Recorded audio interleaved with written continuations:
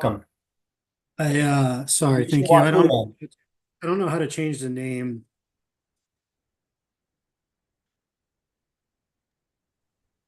Yeah, I can't help you. Chair, I know that Commissioner Bangs is trying to get on too right now, but we're trying to get her in, so. Okay, great. Anthony, if you just right click by your picture, it should be able to let you rename. Gotcha. There it is.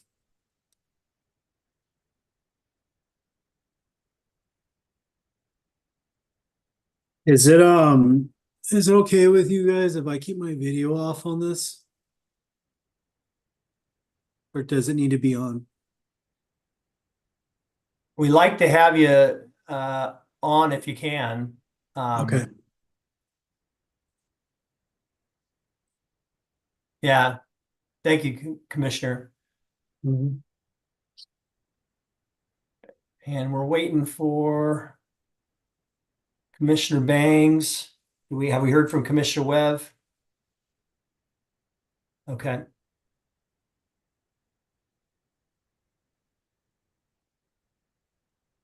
Commissioner Banks is, I'm trying to promote her, but it says she's using an older version of Zoom and it's not allowing me to.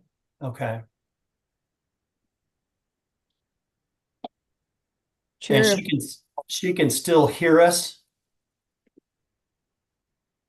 She's just not promoted to a panelist. No, I'm not sure on that.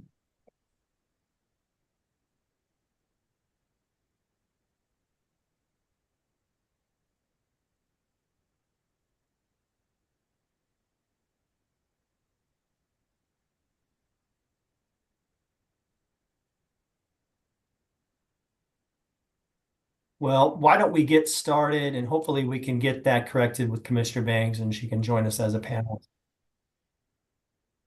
Work sessions are an opportunity for board members to discuss issues informally with staff and invited guests. The board encourages members of the public to attend work sessions and listen to the discussion, but there is generally no opportunity for public comment. Members of the public wishing to address the board are welcome to do so during the board's regularly scheduled meetings held twice monthly.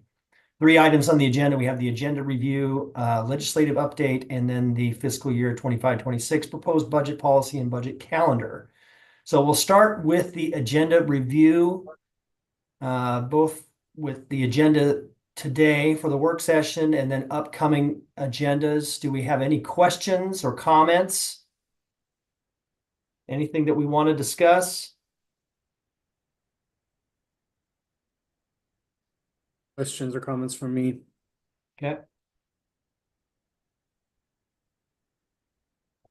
I'm sorry, did you want me to pull up the calendar? I was trying to. If you don't Commissioner mind, Banks. Teresa, I think that would be helpful. Okay, I'm sorry about that. Let me try that. No worries.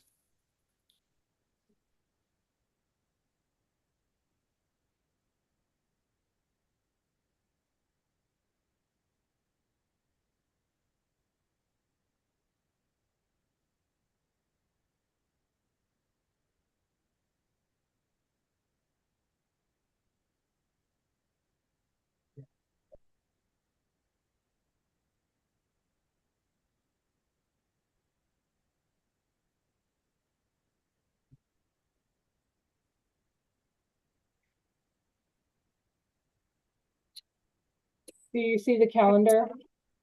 We can. Yes. If you could make it a little bigger, that'd be ideal. Is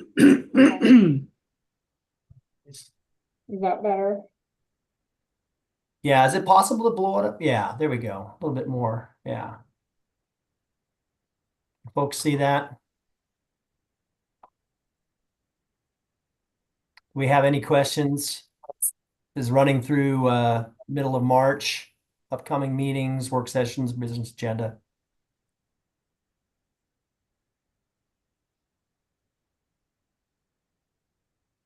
Okay. Chair, Commissioner Thompson? sir, on the, now I can't see it, February 19th, clear and objective standards. I'm curious about what that relates to. County Manager? Chair Quayla, members of the board, that is coming from the Community Development Department as part of the code amendments for clear and objective standards. So Gail will be leading that. Thank you, County Manager. Always, Any other? always good to have clear and objective standards. Thank you, I sir. agree. Any other questions, comments?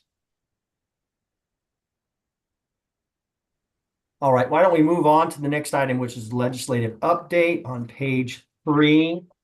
And Zach Reeves and Ryan Gleason from CFM Advocates are joining us, and we'll go ahead. We have 30 minutes scheduled for this, so we'll go ahead and turn it over to CFM. Welcome. Hey, oh, go ahead, Ryan. How about it? I guess we didn't plan out who would be doing the introduction. We planned everything else out. Commissioners, thank you so much. Clatsop County team, thanks for having us. Really excited to walk through the legislative session with you today. And you'll hear from us kind of leadership, lay of the land, what we're seeing in the chambers. We'll do a quick budget outlook just so we have a good idea of where we're at. We'll talk about some of the major session themes that we're going to be seeing, and then Clatsop County priorities. We'll really be focusing on county priorities, but commissioners, please, we are so excited to work with you this legislative session. We worked with you during a short session, but really excited to dive deep into this next 6 months on priorities. So please, at any point, don't hesitate to reach out to Zach and I. We want to be a resource for you. We want to be available, and there are meetings that you're hoping to get in Salem. You want help drafting testimony, anything like that. Along with Amanda, we'd love to be a resource. So, Zach, do you want to kick us off? Sure. Good to see you all, commissioners. We're happy to be here, as Ryan said. I think, when we initially were planning on presenting to you as an election recap, obviously we're a few months past that, and the timing of this is pretty fortuitous. As most of you know, the new crop of legislators were sworn in on Monday. Chair Quayle, I know you were down there for the state of the state and all that, and the reception afterwards. So we are 6 days away from starting the official start of the legislative session. As you all know, it's 160 days biennial session, so they are constitutionally obligated to craft a balanced budget during this session. The Democrats, as a result of those elections in November and kind of some very close races throughout the state, the Democrats will have supermajorities in both chambers. So they will have 36 seats in the House and 18 in the Senate. So that will allow them to theoretically pass revenue raising measures, so any sort of new taxes, without any Republican votes. We have new leadership in the House, and I'll let Ryan talk a little bit about that. Yeah, thanks, Zach. So since Governor Tina Kotek left the legislature, there's been a lot of instability in the House in leadership, a lot of movement. Dan Rayfield was there for about 3 years and then moved on to, as he ran for Attorney General, ultimately won and was sworn in on New Year's Eve. We have a brand new speaker. We have a brand new House Majority Leader, and that's Speaker Fahey and Representative Ben Bowman, respectively.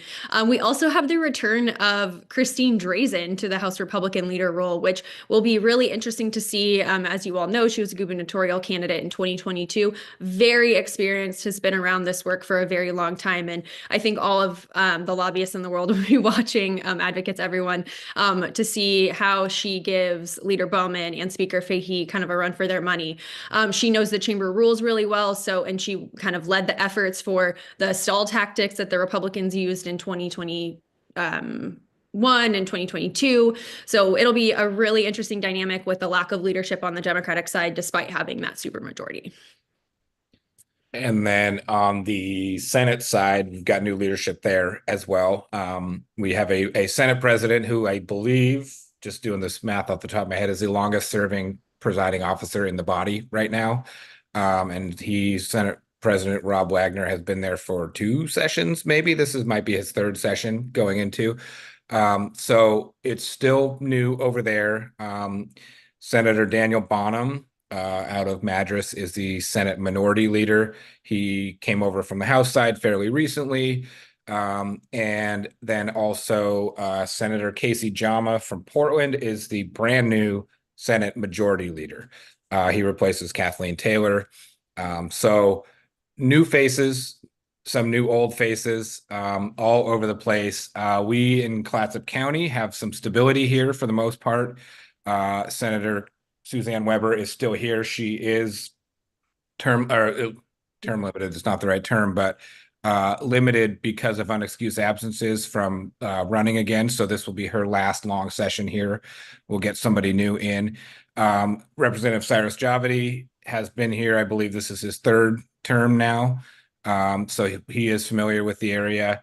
And then we have a new adjacent representative, Darcy Edwards is new, replacing Brian Stout over in Columbia County. So some new faces and then also some continuing faces.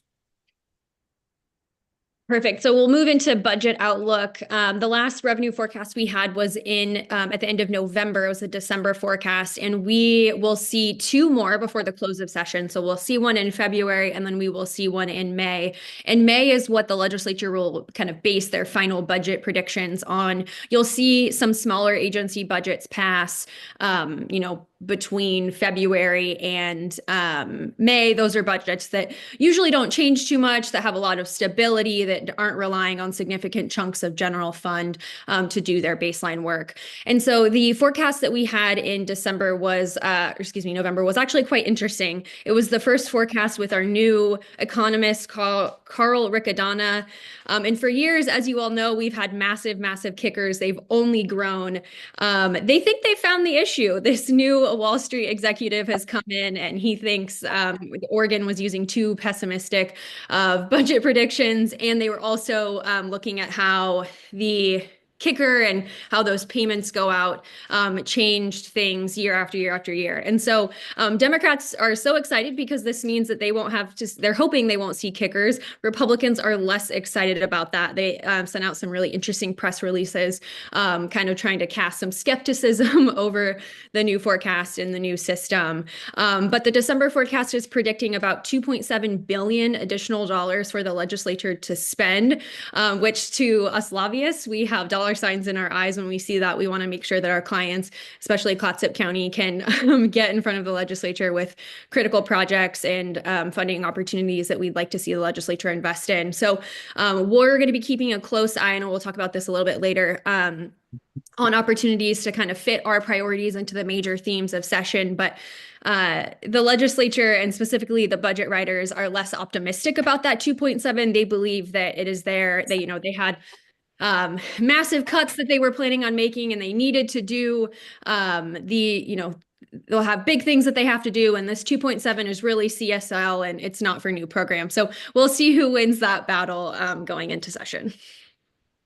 And then some of the kind of overarching policy themes, I think we're going to see, nothing surprising, right? These are issues that have been kind of facing the state for some time now, led by housing and homelessness. We still waiting to see kind of what the dollar, as Ryan said, kind of what the dollar figures attached to some of these proposals are going to be. But housing and homelessness is going to be front and center at in the legislature. Governor Kotek recently extended her homelessness state of emergency. So it's clearly forefront in her mind. We saw the governor's recommended budget released on December 1st. That is a starting point for these negotiations that Ryan just mentioned. The legislature ultimately sets the budget, but the governor has some influence on that. So there have been, the governor's office has been working closely with local governments, including Clatsop County, through the interim, drafting some housing legislation. We've seen the framework of that and started to see some language, but we're waiting for that bill to be introduced. But we expect to see that soon. That will be kind of the main policy vehicle. I think that some of the bigger changes we're going to see, and there will be some funding likely for homeless shelters, and then it remains to be seen what the kind of housing related funding is going to be moving forward. But that will be a centerpiece of the session. Behavioral health will also be a big priority. It's a big priority for Governor Kotek. It's a big priority for the legislature. As you all know, in 2024 through House Bill 4002, they repealed ballot measure 110 and then set up different structures for funding deflection programs. And we were so lucky to have the co-chairs of the Joint Addiction and Community Safety Response Committee come out to Clatsop County, hear about the work that we are doing. I think everyone involved with all of the multiple tours there did a fantastic job showcasing the great work that Clatsop County is doing. I think we continue to be a leader in this space, which is fantastic. That said, Zach and I are going to be closely monitoring ongoing funding for those programs and how the legislature decides to prioritize that moving forward. Some other big priorities that the legislature is going to be focused on that are a little less relevant to us are going to be education. If the legislature doesn't intervene, there's going to be massive cuts across the state. We kind of got a preview of that with the PPS strike that happened, Portland Public Schools, that happened earlier last year. Medicaid, there's going to be a lot of conversations there. Chair Coelho probably knows and is involved with some of the Columbia Memorial work, but large conversations taking place. Another big opportunity for us to be involved in the creation of a package is around the water package. I met with Representative Helm, who co-chairs the Natural Resources, Water, Agriculture Committee with his Republican counterpart, Representative Owens. Met with him last week, and he gave me kind of a preview of what to expect for the water package. It's really exciting. You know, they based this package, which is right now a lot of water rights, water law, things like that. They base that off of not having a lot of funding available to them. So they were one of the people that had dollar signs in their eyes when the revenue forecast came down and said that we'd have about $2.7 billion to spend in the 2025 session. I believe they're looking at continuing investments that they've made in water infrastructure. And so however Clatsop County can capitalize on that opportunity with our cities would be a great path forward for us. And then Zach will talk about transportation really quickly. Yeah, I think Commissioner Thompson. Thank you. And if I could just add, water is not just a city issue. The issue that I raised when Rep. Owens and Rep. Helm came to AOC and presented on their water package was the issue of governance for the small districts.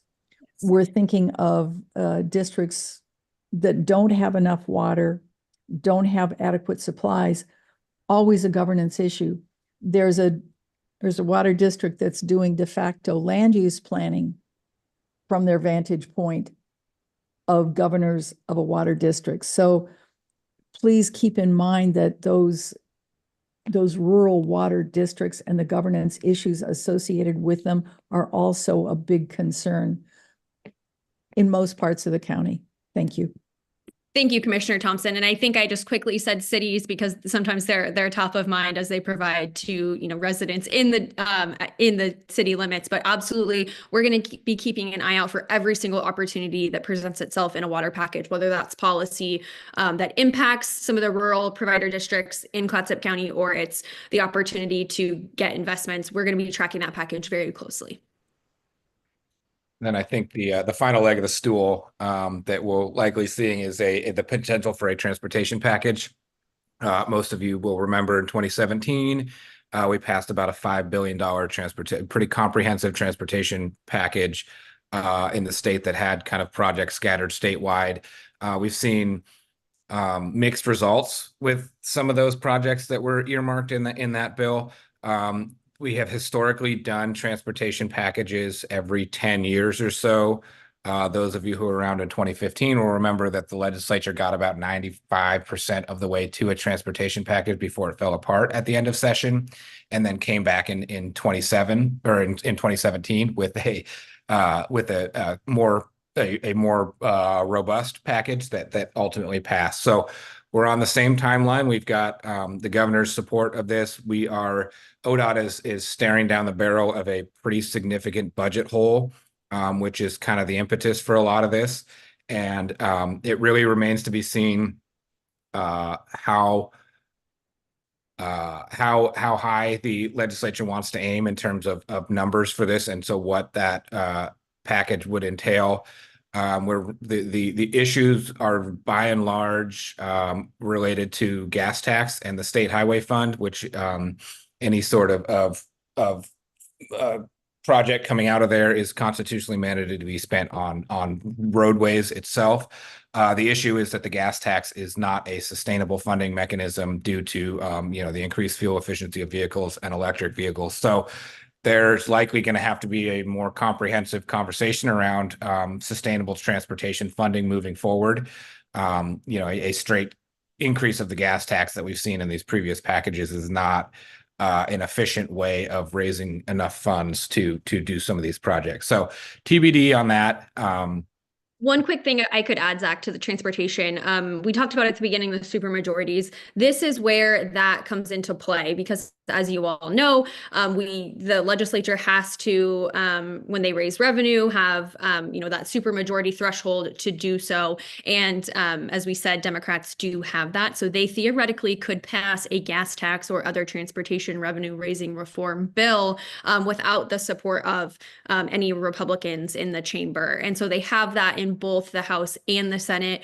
Part of our election update, prior to this meeting would have included, the House didn't quite get there. Well, with that one seat that pushed them over, both chambers have that revenue raising ability.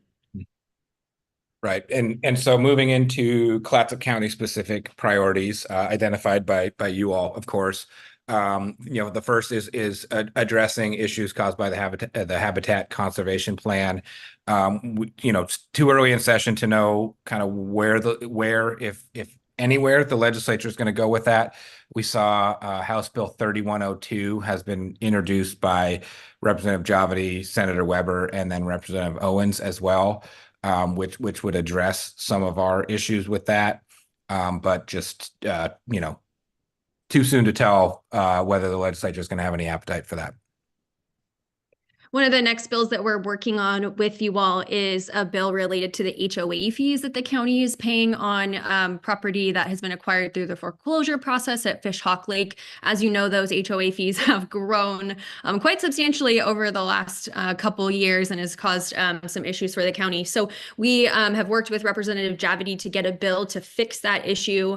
I think there was a bill in a past session that Legislative Council didn't quite get the grasp of. I'm running into a slight issue with the drafter there. They included a provision that would cap the ability for the county to be exempt from these HOA fees for 6 months. And then after that would have to pay. As you all know, that would do little to fix the problem that we are having and you all are experiencing in Clatsop County. So I'm working with the drafter in Legislative Council. It will likely be elevated to their leadership as they see this as an issue that violates the takings clause. And so they put the 6-month piece in there as kind of a protection to not violate that clause. And so, Anthony, this is the first you are hearing about this, but we will probably have some conversations with Legislative Council coming up that I would like to include you in. So that's the status of that bill, that concept has not been filed yet. We'll want to work through some of those issues to make sure that we're actually putting forward a bill that fixes our problem and not just giving us a 6-month,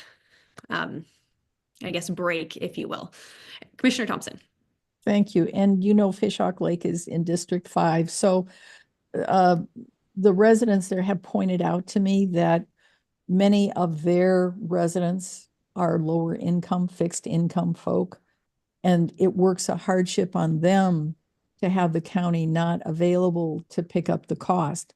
So I understand the broader county interest in not paying HOA fees, but the reason those costs jumped up was because they were dealing with some environmental issues, some habitat issues that were unavoidable. And I don't know if there's any way to get some extra money to offset the costs of the improvements that were required at Fish Hawk Lake, but if there's a way to hold the residents less harmed as well as other county taxpayers less harmed, I'd be for that. Thank you.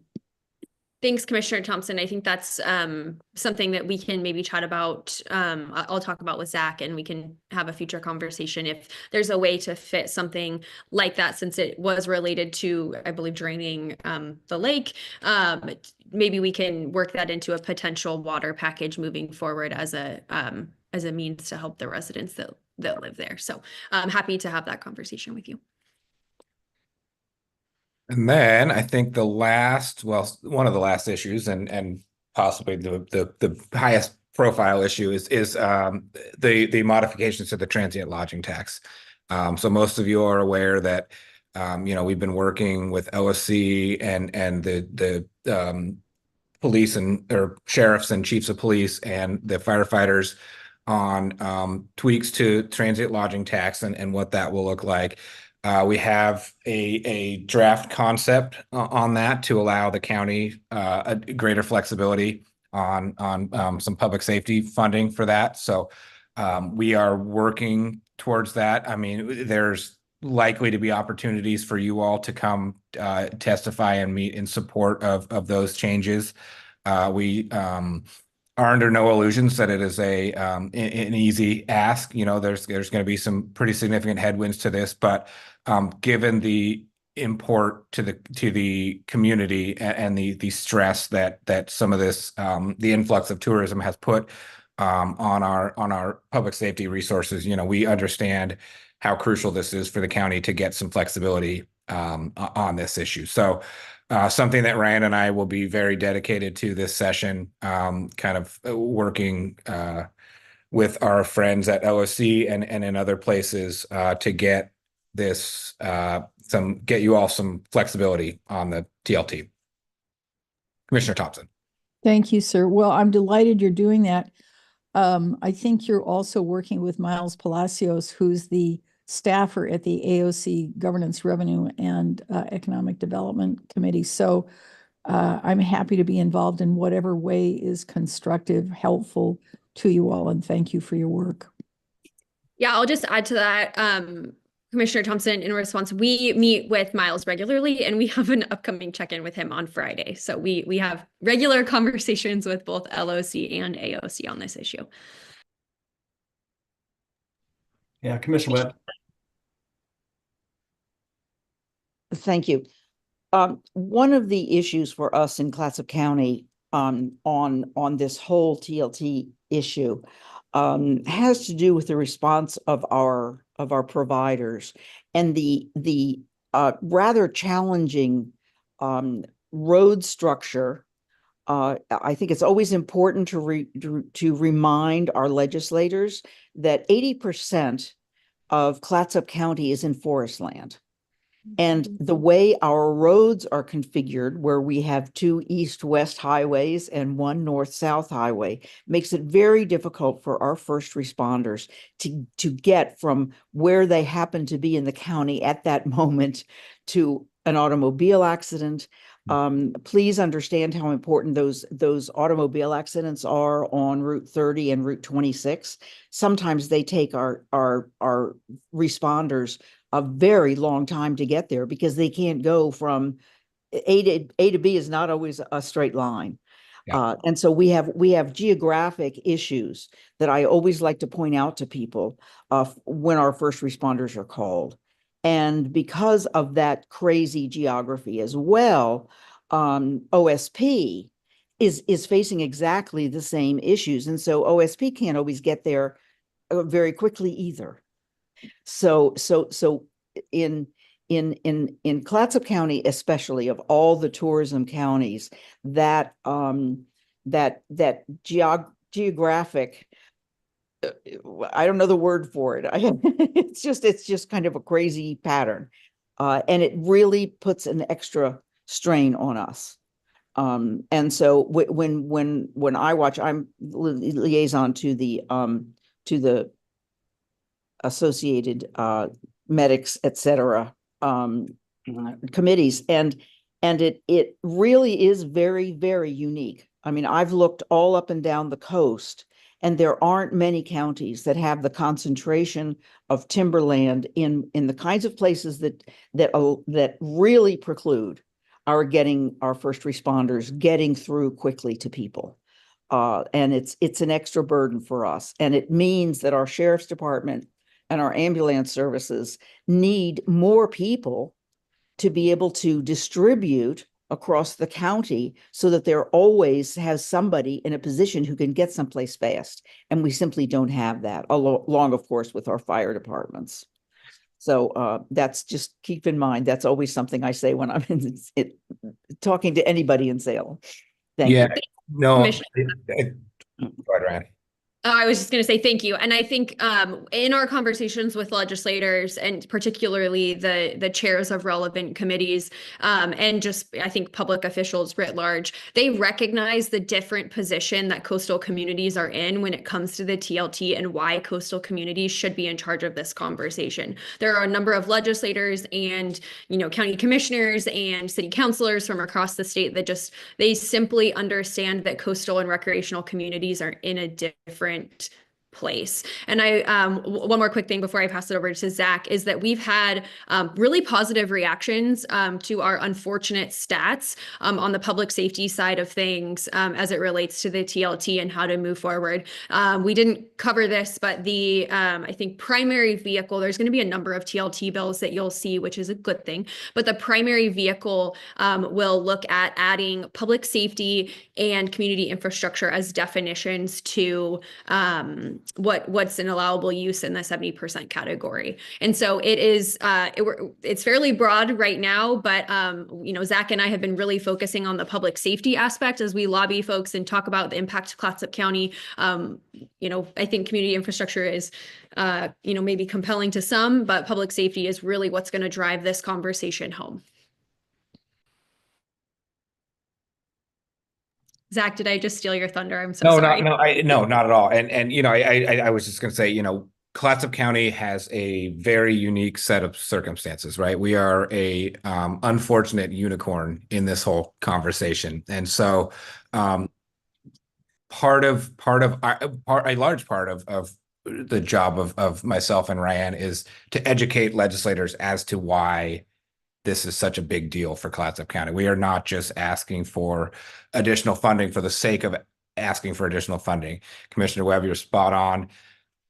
The set of challenges that Clatsop County faces are unique in the state and necessitate a greater public safety response for any number of factors. Response time is certainly getting from point A to point B is not a straight line in a lot of places, and the number of cars on the road, people at the beach, people on the streets is much higher than than other counties that we see. So it's a lot of education and getting some of these statistics into the right hands to win hearts and minds, basically. And Ryan, I don't know if there's anything else.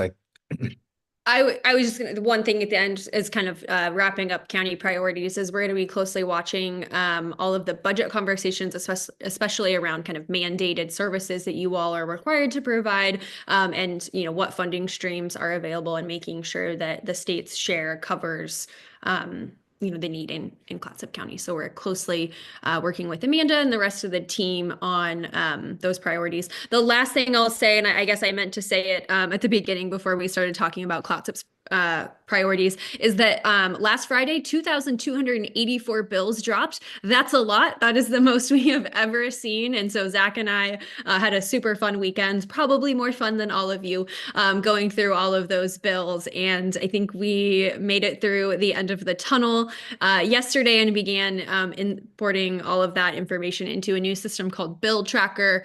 And so we will be pulling a list for Clatsop County shortly. It's going to be a really long list. It's issues relevant to the coast, it's issues relevant to local governments, and any other, state mandated types of things. So there's a lot of bills on there that we'll be asking the county leadership team to go through with us and identify different priority levels, what our support level would be if we're opposed, things like that. And then to use a quote from our colleague Waylon, who's not here, we will shoot the sharks closest to our boat as we move through the legislative session.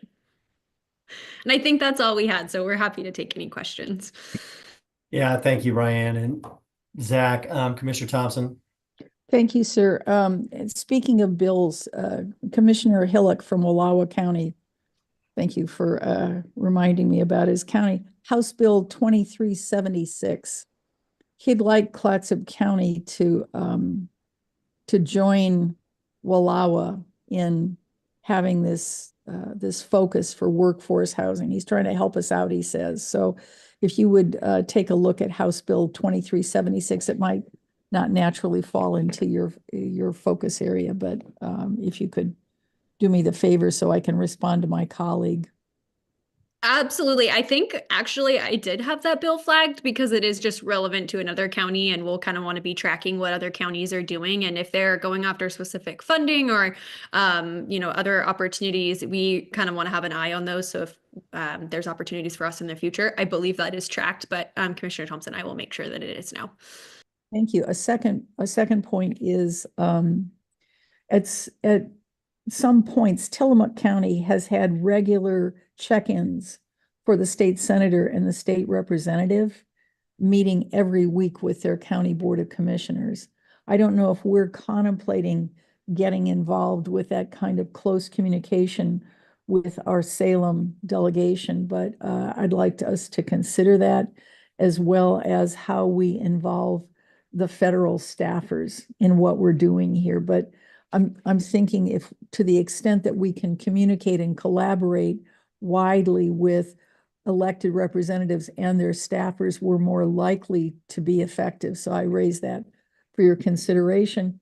And the third thing is the AOC counties are often involved and the staff are often involved in lobbying. To the extent that you can keep us in Clatsop County involved with what's going on at AOC as it particularly involves us, or how we can support it for the rest of the commissioners. I hear a lot of things, but I can't take on communicating with all of my colleagues and staff as well. Thank you. Absolutely. Go ahead, Rehan. I was going to say, in response to kind of delegation meetings, there's a number of local delegations that do that. And so if that's of interest to the Board of Commissioners and to county management, we can work with you all in setting that up and having that regular meeting time. I believe Washington County does kind of bi-weekly check-ins with their legislators. And then Benton County has a little bit more of a formal kind of invite every local elected official to a meeting, and they do a monthly breakfast. So there's opportunities there. Any other questions? Well, Zach and Ryan, thank you very much for the update. Really appreciate it. And session starts next Tuesday. So I know there'll be a lot of twists and turns along the way. And certainly let us know where we can be of assistance. I know that all of us are willing to come and make our presence known should it need be. And I know it usually comes at the spur of the moment. So we do appreciate you keeping us informed, and we'll continue our check-ins. Thanks again. Sounds great. Thanks, Chair Quayle. And we're here. We're a resource for you all. If you need anything from us, feel free to reach out. We are at your service. So happy to be here. Will do. Thanks again. We'll move on to the next item, fiscal year 25-26, proposed budget policy and budget calendar on page 19. We've got 20 minutes set aside for this. I know that we've got Andrew Sullivan, our finance director, joining us. So I'll turn it over to you, Andrew. Thank you, Chair Quayle. Good morning, commissioners. In preparation and in the effort to help guide the budget process for fiscal year 25-26, this morning we wanted to bring before your board the budget policies and budget calendar for your consideration. Based on the feedback and conversations from the current year's adopted budget, the updated budget policy acknowledges and reflects many of those revisions. I think it's also worth mentioning to acknowledge some of the measures that have already been taken in the current year to align with what is in the updated budget policies. I mean, some of those examples being holding unfilled positions vacant longer, and when we're able to identify items for cost savings in materials and services. I also want to just take a moment and express my appreciation to the county staff and the county leadership who've supported and embraced these efforts to strike a healthy balance, being both financially responsible and while still performing and providing public services at a very high level. The budget policies are scheduled for your board's consideration and adoption during next week's meeting on January 22nd. And with that, I was going to turn it over to our county manager for anything that he may want to expand on. Thank you, Andy. Chair Kula, members of the board. Just want to kind of take you back to last budget hearings last year, just a bit.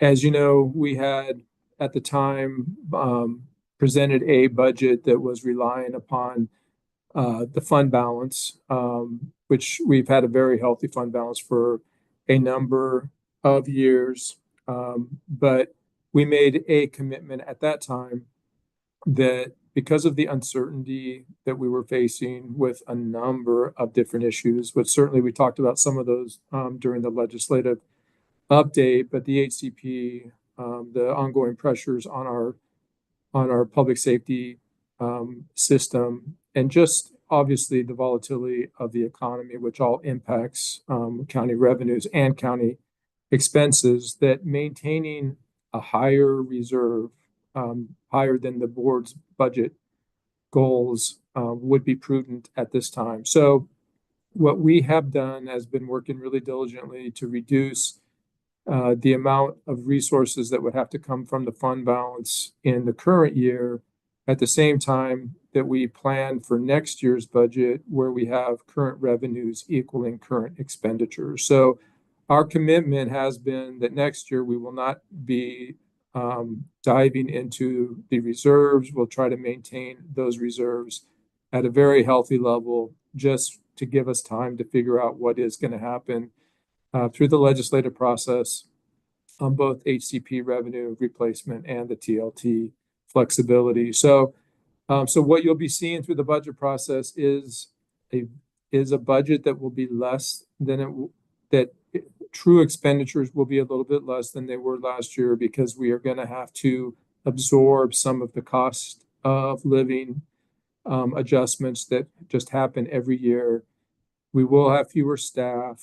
There'll be some vacancies that will not be filled moving forward. And again, all of this is just leading to us to have the time to plan as we learn more information. So trying to maintain our ultimate flexibility at the same time of providing services. And so we'll be striking that balance the best that we possibly can. But I just want to give you a little early warning that there will be some of those reductions that we've been talking about over the last couple of years.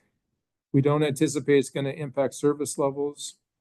Right now, we'll be reorganizing a few areas, but it will get us to that equilibrium between current revenues and current expenses. And I do want to say thanks to Andy for his leadership, but I also want to thank all the departments who have been working diligently with us. All of us are on the same page, including our elected official department heads. And, we're all committed to maintaining these reserves and giving time to plan thoughtfully as we find out what the new reality is as we move forward. So that's all I have. Chair Quayla, happy to answer any questions from the board. Yeah, thank you, County Manager. Do we have any questions? Commissioner Webb, you have your hand up?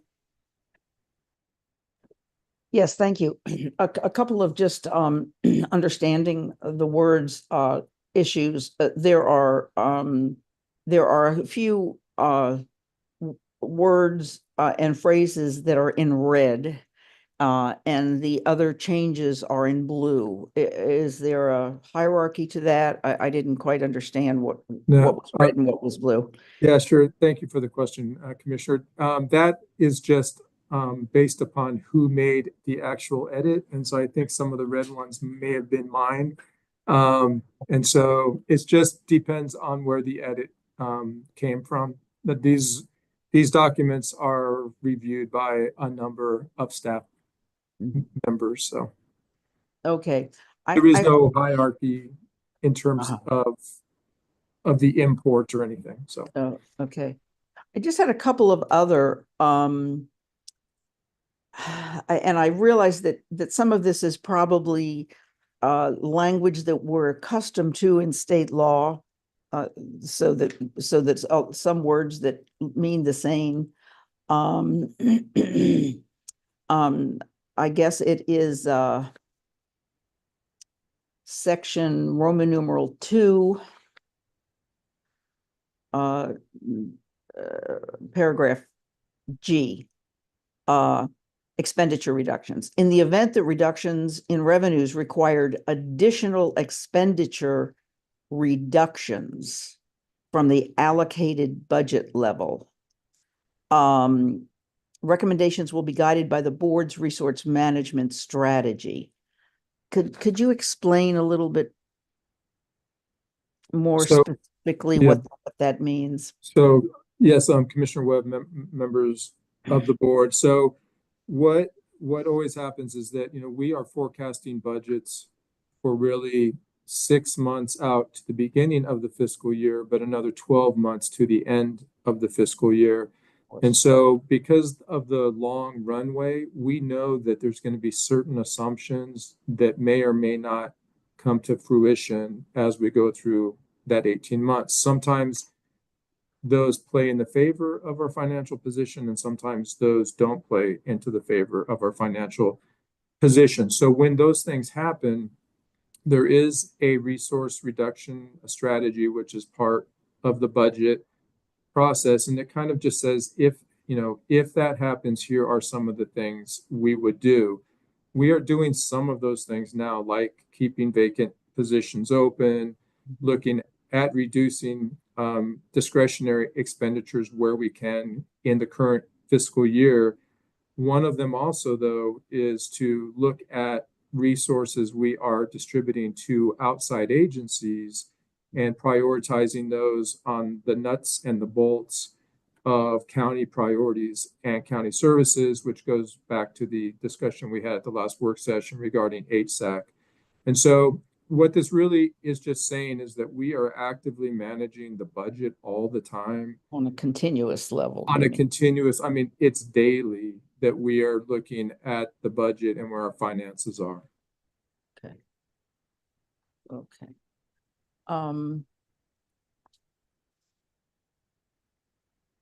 There are, I guess I'm a little uncomfortable. What was the percentage? Was it 34% that our reserves were going to be going up to? I understand caution, but in my 50 years in government service, I've never seen a number anywhere near that high. And I wonder if we're going to, I'm concerned about union negotiations where we're now actively saying that some of our employees are going to simply be asked to do more.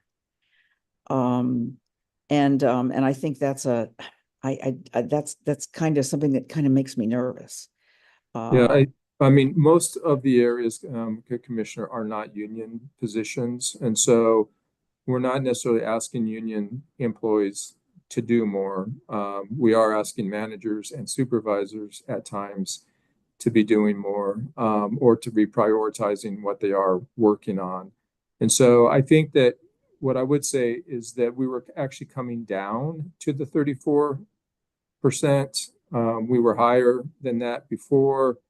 The feedback that we got at the last budget hearings process was that there was not an appetite to go too much into that deficit spending mode. And when I say deficit spending, I just mean current revenues exceeding current expenditures.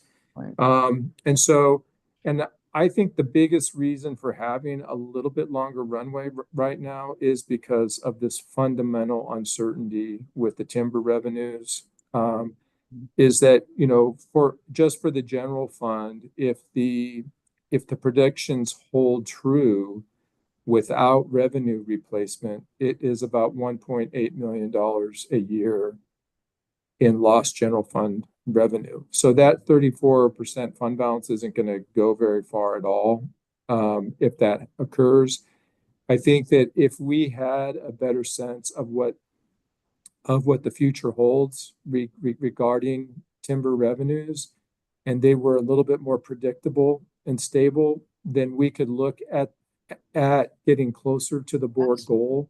Sure. And so, because I think that you are right. Typically you're not sitting on quite this much fund balance. I just think there's a very unique set of circumstances right now that is driving a little bit more caution, because we know what the magnitude of the challenge would be if there's no revenue replacement. So I do understand though, and if all things work out and all the stars align perfectly, we probably will not be sitting on 34% moving forward. We'll be back down into that board approved range.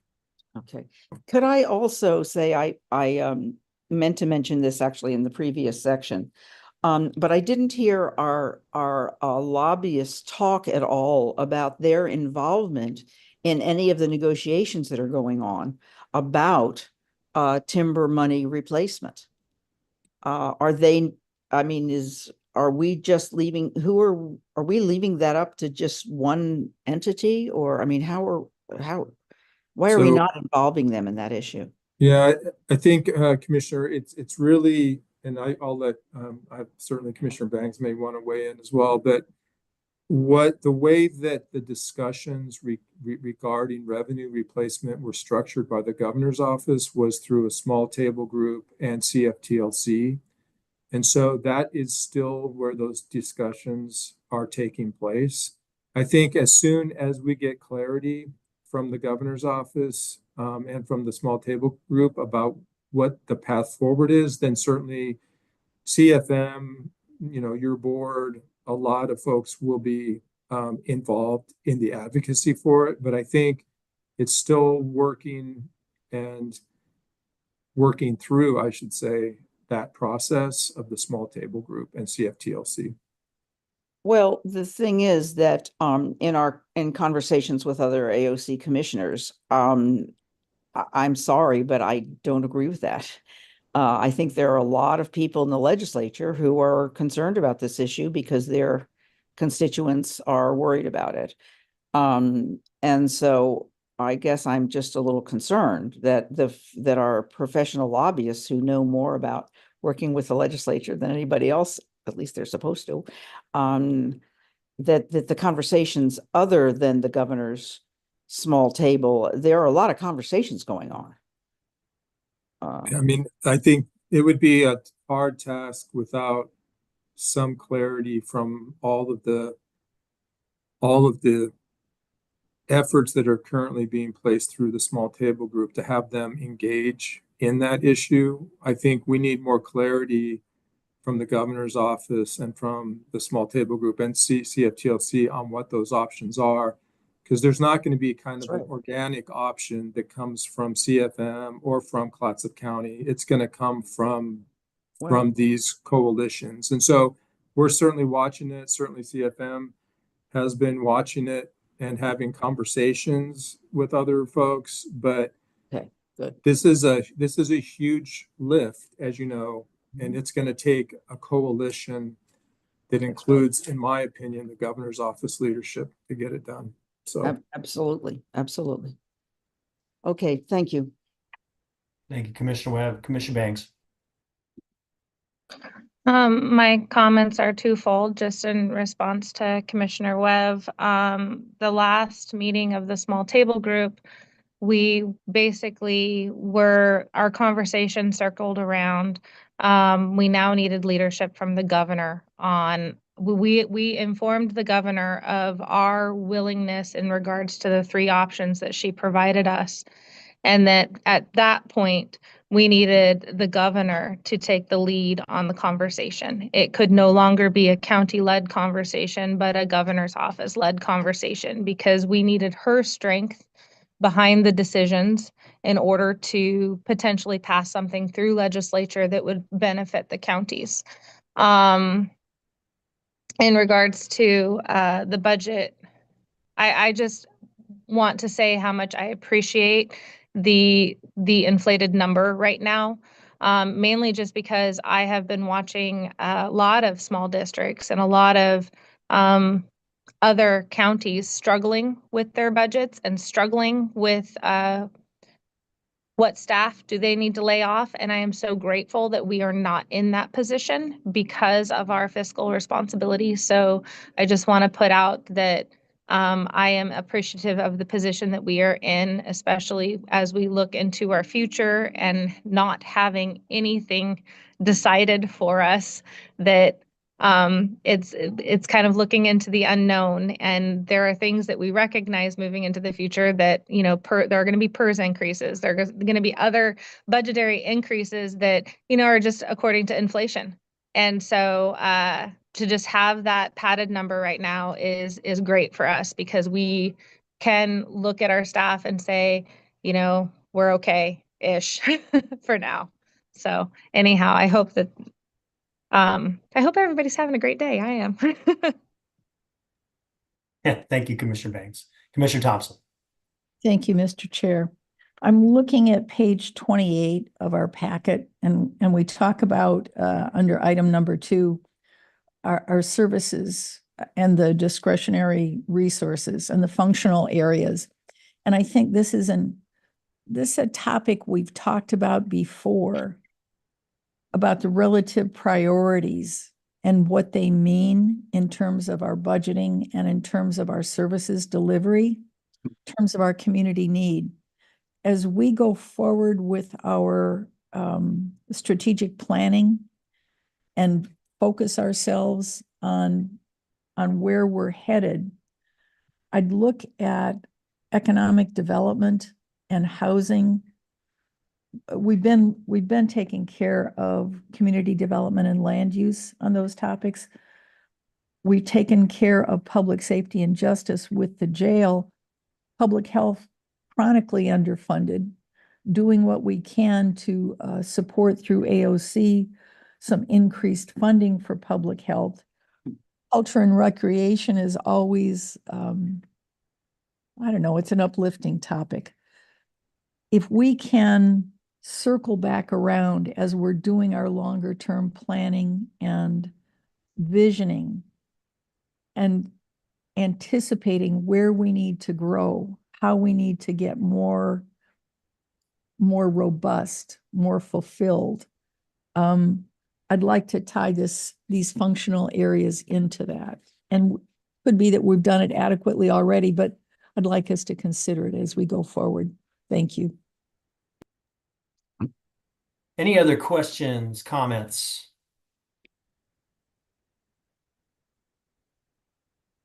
Well, similarly to the legislative session, this is evolving as our county manager stated. You know, this is something that's looked at every day. And I'm sure there will be other events that come up, and there will be maybe a legislative action that needs to be taken on HCP. But at this point in time, we don't know what that is. So Commissioner Banks. I did have a question, actually, in regards to, I know Amanda used to do a dashboard of legislation, also with dates that we could choose to publicly testify and so on and so forth. Are we going to be getting that live Excel spreadsheet again for this year, or is there a different setup for us? Yes, I think Commissioner Banks, members of the board, I think we will continue to provide that to the board. And what I think we'll also be doing, and it's not on the revolving calendar now, is that we'll just set aside time at every work session to receive updates for your board. And certainly as part of that, we could invite others to also join us, just as kind of a standing meeting for the board to ask questions of staff and potentially some of the legislators themselves. So Sounds good. Assistant County Manager Steele. Thank you. Before you all finish up, I just also want to remind you all, if you could please take a look at the draft budget calendar. There are some very critical dates that the board needs to be present for, as well as the budget committee. And those are those meetings that begin at the end of April. And so we will be distributing the budget documents around the 23rd, with the first meeting being that presentation of the budget message on April 30th, and then going into the more robust meetings beginning in May. And so just making sure that these meeting dates and meeting times are going to be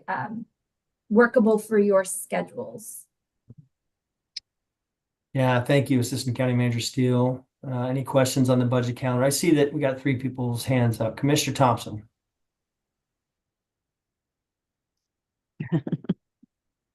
Commissioner Bangs. I was just curious, what email that draft calendar was sent in. Was it sent from you or was it in one of the updates? I can't find it. It's in the agenda packet, Commissioner. It's Bang. the last Oh. page. It's the Oh, last it's the last page. page. Last page. of the Thank agenda. you. I haven't scrolled there yet. Commissioner Webb. Yeah, thank you. I'm sorry, I can't remember exactly where it was or whether it was part of the oral presentation from our lobbyists, but we were told that the lobbyists would be meeting with the staff weekly and with the commission monthly. I think monthly is not nearly enough. Things in the legislature move too quickly, and there's too much going on. And there are those of us who also are involved in AOC's lobbying committees, and I want to hear from these people a whole lot more often than once a month. Commissioner Bang, Commissioner Webb, members of the board, what I had proposed is having it twice a month, every 2 weeks when we have work sessions. And again, we will also provide additional communication to your board as those time-sensitive issues come up. So we will be engaged as much as we possibly can, but it is going to take kind of a flexible model that'll have to be fairly malleable, because things do happen quickly. But what I'm proposing is that on every work session, which means every 2 weeks, we'll be talking about it. And then in the meantime, as CFM said, they are available, staff is available, and we will send out communication to your board as a whole as we get more information any given week. So we'll try to make it as current as we possibly can. Wonderful. And will is the wonderful sheet, the tracking of the bill sheet, is that going to be on our website? How do we access that? We will be sending that to your board, but we will try to make it as available as possible to you. So I will work with staff and we will come up with the best way to do that for you. So thank you, because sometimes it's necessary in some of our AOC committees. There are 25 bills that you've got to track. Yep. And I thought that was a wonderful thing for us to have last session. So thank you so much. I know that's a lot of work. Commissioner Thompson. Thank you. I appreciate that. And if we can keep this fluid, what I'm concerned about is how do we involve Amanda? How do we, as Commissioner Webb says, how do we tie in AOC? I'm thinking of all the threads I have. So, for example, when I get a call from Rep. Bowman about the JTAC, come and testify. Absolutely want to do that. Or there are various relationships and responsibilities and roles that we have. To what extent can we have that famous coordinated muscle movement? Is Amanda our point person and she'll make sure of distributing the information? So I make one phone call or do one text. Is that the best way to go forward with that?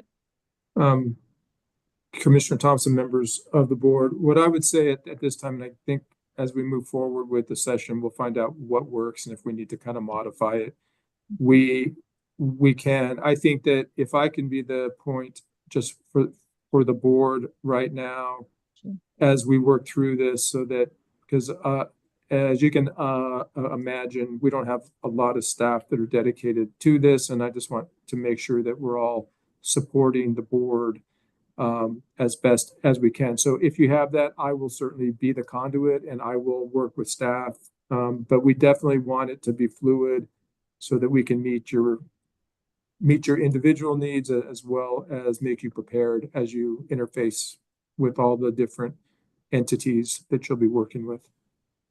Well, happy to hear that. I just if I can do one contact and everything else happens, delighted. Thank you. Any other questions? Well, thank you very much, Andrew, Monica, and definitely thanks to Amanda Revenchuk for all of her hard work in coordinating with CFM advocates. I think we're really well served by our team. I don't have anything else on the agenda, so we'll go ahead, unless anybody has anything for the good of the order, we'll go ahead and adjourn. Okay, we're adjourned. See you all. Have a good day.